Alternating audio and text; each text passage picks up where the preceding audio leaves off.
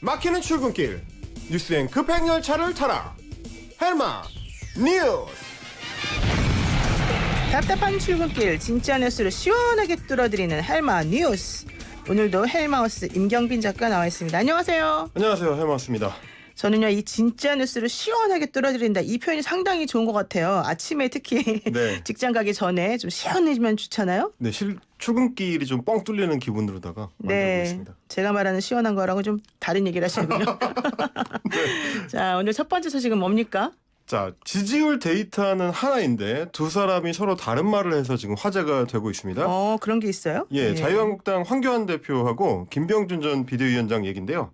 어제 이제 황 대표가 충북 도당의 신년회에 가가지고 자신이 대표를 맡았던 1년 동안 성과가 굉장히 많았다. 그 중에서도 특히 당 지지율을 굉장히 많이 끌어올렸다. 그러니까 이제 이런 얘기였습니다. 자기가 입당을 했던 지난해 1월 15일 그때쯤 해가지고 한국당의 지지율이 8%였다. 네. 그런데 지금은 지지율이 30%나 된다. 그러니까 내가 당대표 1년 하면서 거의 4배 끌어올렸다. 그만큼 와. 잘했다.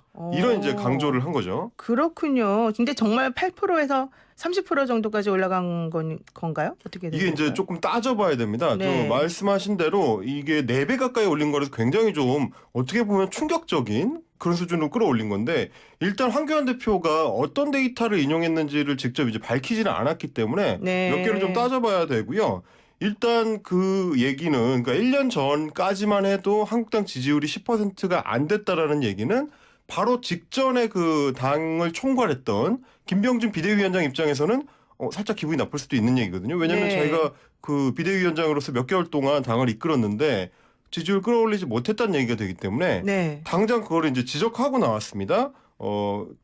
김 전 위원장이 뭐라고 했느냐? 무슨 소리냐? 내가 당 지지율을 얼마나 끌어올렸는데 이거 황 대표가 약간 착각한 것 같다. 그러면서 네. 한국갤럽 기준으로 자신이 취임할 때 이미 10%, 근데 자기가 그만둘 때는 20%였다. 네. 그리고 리얼미터 기준으로는 취임할 때 14%, 나올 때 30%였다.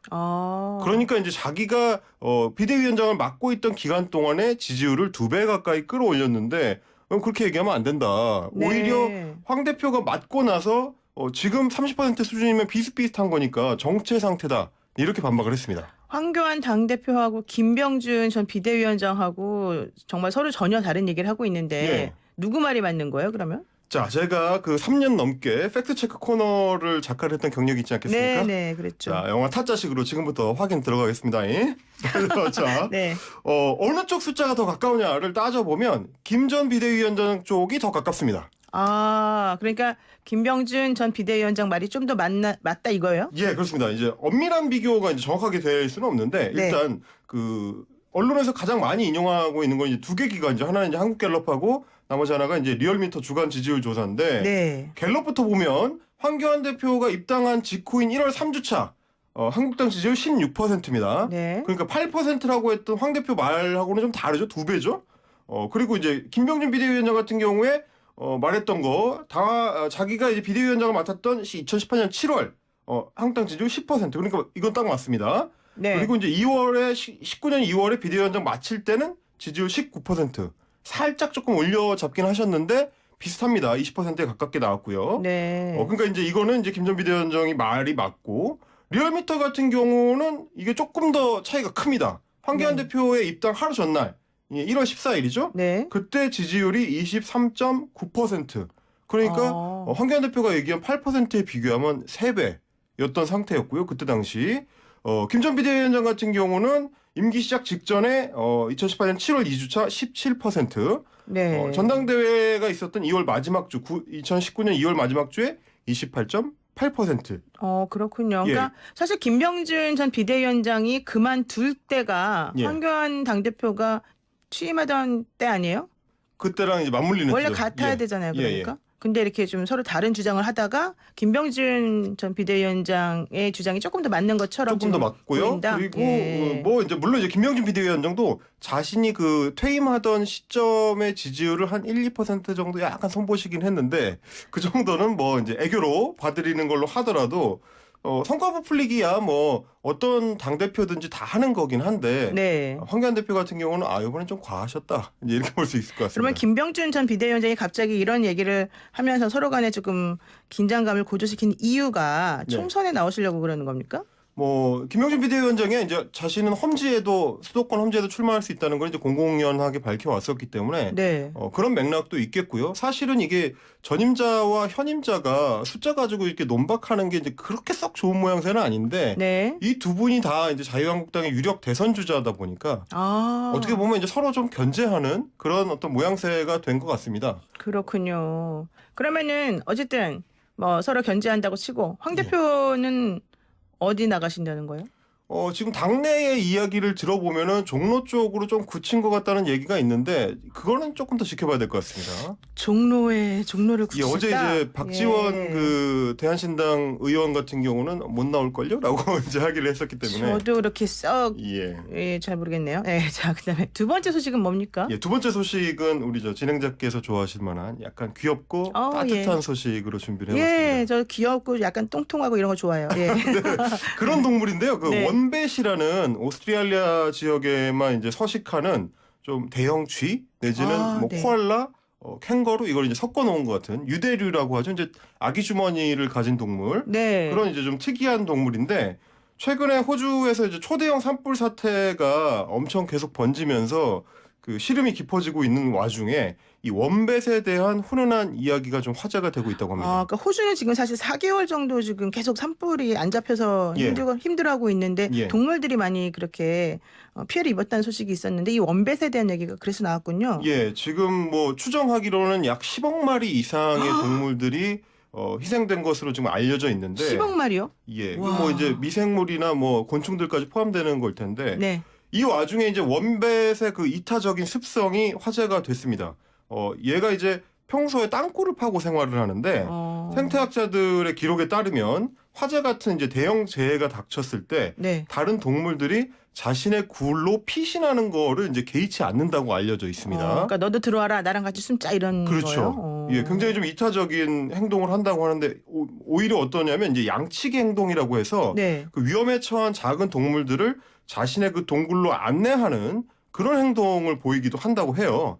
그래서 이제 작은 동물들이 종종 이제 원백 굴을 이제 피난처로 삼기도 한다고 하고 이런 얘기들이 호주 사람들의 그 소셜 미디어를 통해서 확산되고 있습니다. 네, 정말 좀 생각하지 못했던 네. 그런 소식이군요. 그런데 이번 화재에서도 그러면 그런 식으로 선행, 이타적 행동을 한 게 나온 겁니까? 예, 원뱃의 선행이 뭐 실제로 관찰된 건 아닌 것 같아요. 지금 보니까 네. 워낙 이제 화재가 규모가 컸었기 때문에 그런 거를 일일이 좀 확인하기는 좀 어려운 상황인 것 같은데 다만 이제 호주 연방 정부가 이번 화재와 관련해서 곳곳에서 구멍을 드러내고 좀 무책임한 태도를 드러내기도 해서 네. 여기에 이제 실망한 호주 시민들이 원백 같은 동물한테서라도 일종의 슈퍼히어로를 기대하는 그런 심리가 좀 반영이 된 것 같습니다.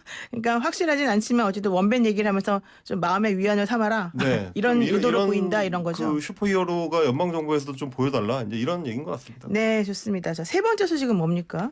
어제 이제 강경화 외교부 장관이 이제 폼페이오 미국 국무장관하고 회담을 가졌는데요. 그렇죠. 여기서 한 그 대화가 좀 화제가 되고 있습니다.